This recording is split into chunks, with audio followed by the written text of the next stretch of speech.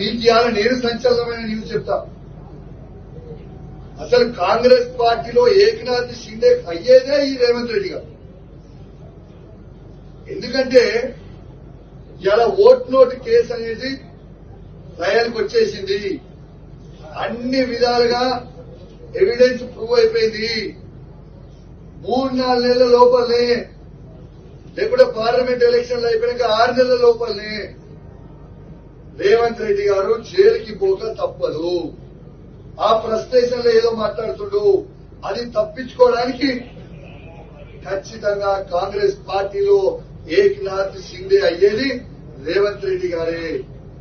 నేను దయచేసి కాంగ్రెస్ పార్టీ మంత్రులని, ఎమ్మెల్యేలని జాగ్రత్తగా ఉండమని హెచ్చరిస్తా ఉన్నా.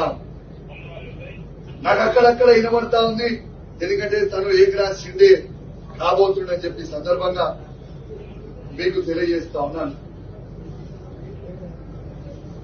కాబట్టి మీ అందరూ కూడా అప్రమత్తంగా ఉండాలని నేను కోరుతా ఉన్నాను.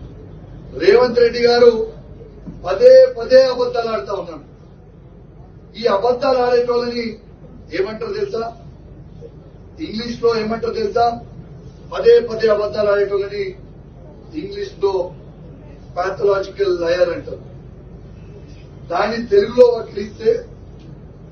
వక్రీకరిస్తే రోగ లక్ష్మణ్ అబద్దాల కోరు అంటారు.